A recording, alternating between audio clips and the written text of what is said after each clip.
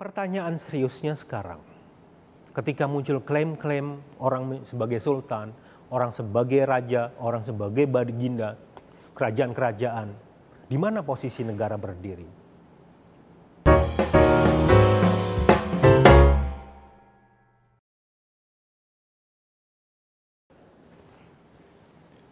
Halo sobat, jumpa lagi di program di Editors Media Indonesia. Kalau ngomongin soal kerajaan, Indonesia itu pernah ngetop dengan kerajaan sekelas Majapahit maupun Sriwijaya. Bahkan yang kita tahu dari buku-buku sejarah, yang namanya Majapahit bukan cuma menguasai Nusantara saja, tapi menguasai Nusantara plus ASEAN. Jadi kalau kita tarik garis, itu wilayah yang luar biasa luas sekali Indonesia itu. Kalau melansir laman sejarah lengkap, ada banyak kerajaan di negeri tercinta ini. Mulai dari yang berlatar belakang Hindu seperti Kutai, Pajajaran, Singosari, atau Tarumanegara.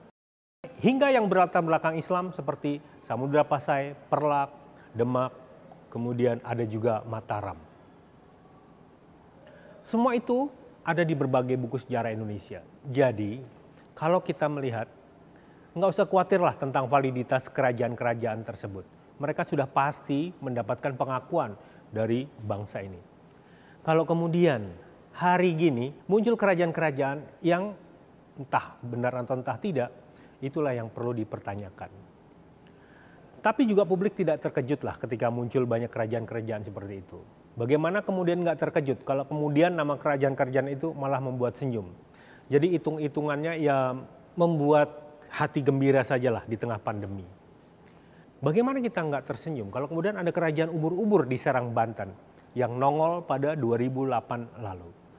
Pada tahun yang sama di Kebagusan, Jakarta Selatan, ujuk-ujuk berdiri juga kerajaan yang namanya Satria Piningit Weteng Buwono. Jadi kalau bahasa Indonesianya kira-kira satria terpilih yang lahir dari perut bumi, kira-kira begitulah ya. Dan nama rajanya Agus Imam Solihin. Kayaknya nggak meyakinkan ya jadi raja. Ibarat cendawan di musim hujan, kerajaan-kerajaan pun makin ramai berdiri. Pada 2014 di Blora, Jawa Tengah, hadir kerajaan Jipang. Mendengar nama Jipang, tentu kita nggak lupa ada makanan atau ada penganan yang sebetulnya rasanya enak. Oh tapi kok nama kerajaan ini kan juga asik juga dibahas. Jadi sebetulnya kalau kita mendengar nama Jipang sih, sebenarnya ada kaitan antara kerajaan Demak. Bagi pecinta sejarah Jawa, nama Aryo Penangsang itu memang tidak akan pernah bisa dihapuskan. Bagaimana kemudian kehebatan beliau itu sampai kemudian ada yang namanya Gagak Rimang. Itulah kuda tunggangan beliau yang luar biasa hebat, penuh dengan kesaktian. Jadi kalau kita kenal yang namanya Aryo Penangsang itu bisa kita sebut juga sebagai Adipati Jipang. Kemudian pada 2015 muncul kerajaan Tahta Suci yang dikomandani pakar bunga kering, Lia Eden. Kalau saja Raja Ubur-Ubur itu mengaku merupakan titisan dari penguasa Laut Selatan yang bernama Nyi Roro Kidul, maka Lia Eden menabalkan dirinya adalah penjelmaan Malaikat Jibril. Malaikat Jibril, saudara-saudara, ternyata bisa juga turun ke Senen. Yang tak kalah menghebohkan jagat Nusantara adalah kemunculan Kerajaan Agung Sejagat pada 2018. Ya ini yang juga lucunya. Rajanya bernama Toto Santoso dan permaisurinya adalah Fani Aminadia. Raja kok namanya Toto? Kurang gagah lah ya. Belum selesai publik menghela nafas, muncul kerajaan Sunda Empire di Bandung, Jawa Barat. Dan kini di 2021 mulai disebut-sebut muncul kerajaan Angling Darmo. Inilah. Ada cikal bakal itu, betul kan? Misalkan masih keluarga besar, apresiasi pemerintah seperti apa. Tapi kalau nggak ada memang halus sama sekali, itu harus ada proses.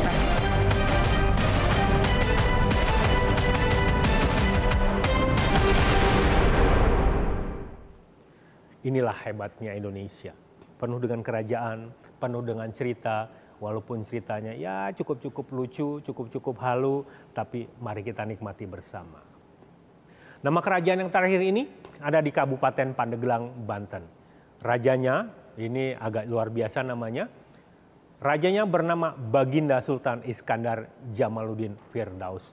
Cukup asik lah nama raja ini.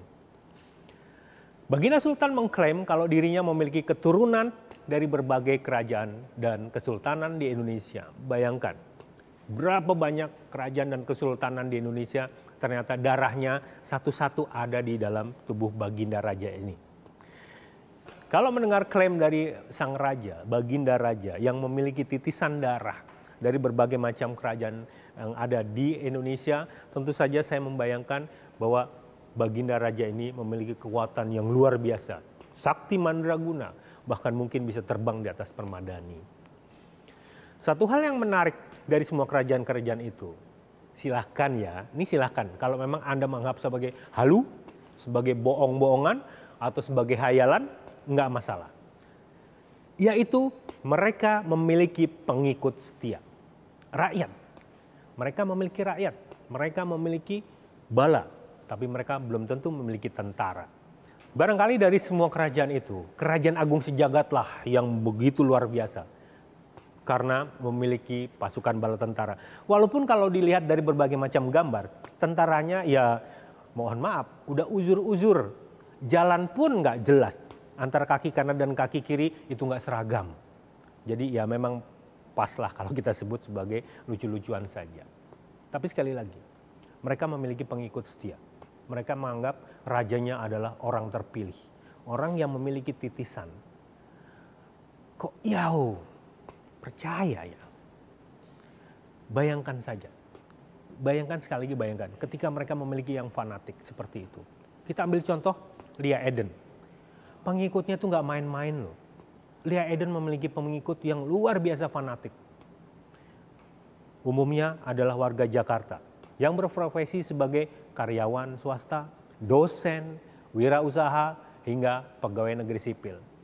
Padahal kalau kita lihat secara ekonomi, mereka bukan orang yang kekurangan. Biasanya kalau kita menelisik lebih dalam, orang yang menganggap atau orang yang merasa memiliki kerajaan, umumnya rakyatnya itu berada di bawah garis kemiskinan. Mereka ditolong oleh sang raja, entah dalam hal ekonomi, sandang, papan, dan sebagainya. Itulah yang terjadi di dalam kerajaan Angling Dharma. Beberapa pengikutnya merasa bahwa raja memang sangat membantu mereka. Membuatkan rumah, memperbaiki, kemudian membantu secara ekonomi. Jadi yang bisa kita katakan di sini, kehadiran kerajaan-kerajaan ini sebetulnya cukup membantu perputaran roda ekonomi rakyatnya. Nggak masalah lah ya, sepanjang memang mereka tidak melanggar peraturan perundang-undangan, mau mengklaim sebagai raja sehari, mau mengklaim sebagai raja 1000 hari, itu pun nggak masalah. Silakan saja. Kalau memang itu untuk lucu-lucuan, itu pun lebih asik lagi diceritakan.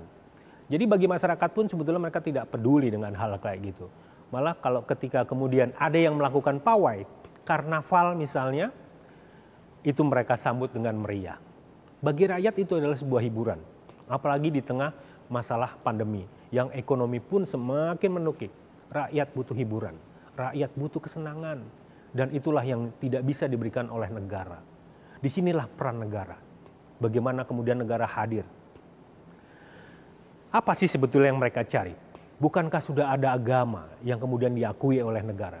Kalau menurut Marzani Anwar, peneliti utama bidang agama dan kemasyarakatan pada Balai Litbang Agama Jakarta, ada masalah batin di dalam diri mereka, di dalam diri para pengikutnya. Salah nggak sih mereka mendirikan kerajaan-kerajaan seperti itu? Salah nggak sih kemudian kalau kita, Anda, saya misalnya menjadi pengikut mereka? Nggak salah. Semua kembali kepada persoalan diri masing-masing. Sepanjang tidak ada pelanggaran terhadap undang-undang, sepanjang mereka tidak membuat rusuh, sepanjang mereka tidak membuat ricuh, go on, silahkan jalan. Yang penting, mereka tidak mengacak-acak keyakinan. Mereka tidak mengklaim bahwa mereka adalah agama Islam, agama Hindu, Buddha, Kristen, Katolik, ataupun Konghucu. Kalau mereka ingin membuat sebuah agama baru misalnya, dengan kerajaan tersebut, itu pun menurut saya tidak ada yang salah. Sepanjang, sekali lagi, sepanjang itu tidak kemudian disebarkan kepada masyarakat. Yang pada akhirnya justru menimbulkan kekacauan. Pertanyaan seriusnya sekarang, ketika muncul klaim-klaim orang sebagai sultan, orang sebagai raja, orang sebagai baginda, kerajaan-kerajaan, di mana posisi negara berdiri? Negara harusnya malu. Kenapa kok ada negara di dalam negara? Negara di dalam negara. Seharusnya bertanya, apa yang salah dengan diri kami? Bukan malah kemudian mencari pembenaran untuk menihilkan semua masalah itu. Yang jadi pertanyaan adalah, kenapa mereka mau dengan sukarela menghambakan diri? Menghamba kepada para raja, para sultan, para baginda yang kalau katakanlah punya kerajaan halu. Padahal mereka orang-orang yang memiliki gelar akademis yang juga tidak rendah. Tapi persoalan perut bisa menjadi masalah di sini. Ketika kemudian urusan perut yang jadi pertimbangan, siapapun tidak akan pernah bisa membantah. Pemerintah sekalipun harus memperhatikan itu. Kalau kita bicara tentang kerajaan di Indonesia, sampai hari ini pun sebetulnya masih ada kok. Cobalah kita ke Jogja atau ke Solo. Di sana ada Keraton Yogyakarta, di sana ada Keraton Solo. Semua pemimpin atau pengageng keraton itu menjadi pemimpin daerah. Tapi itu ada dasar hukumnya, ada undang-undangnya. Jadi nggak salah di situ. Nah yang sekarang kerajaan-kerajaan yang ini, dari mana dasar hukumnya? Kalau tiba-tiba kemudian mengklaim sebagai sebuah kerajaan, itu faktornya. Sesuatu yang harus menjadi kajian bersama. Kalau kita ingin menggali lebih dalam lagi, rasanya ada masalah ekonomi di situ. Kenapa kok banyak orang yang kemudian mau menghambakan diri, mau kemudian menjadi pengikut setia? Pemerintah tak bisa serta-merta menuding mereka membuat kekacauan. Ketika ada sekelompok anggota masyarakat yang tak mendapat sentuhan negara, dan kemudian ada segelintir pihak yang kemudian menampung, memberi mereka perhatian, memberi mereka sentuhan, memberikan mereka kemudian kasih sayang. Jangan heran kalau kemudian malah negara ditinggalkan. Buat apa saya punya pemerintah kalau saya tidak diperhatikan? Bagaimana kemudian nasib saya? Jadi kalau kemudian saya nih, tiba-tiba saya kemudian mendeklarasikan sebagai seorang raja, nggak ada salahnya dong. Cuma pertanyaannya, ada nggak yang mau ngikut saya? Kan itu pertanyaannya. Jadi jalan keluar dari masalah ini, dekati mereka, sentuhlah mereka kalau memang dianggap menyimpang. Jangan cuma membubarkan saja, tapi tak memberikan jalan pemecahan. Disitulah negara harus berperan.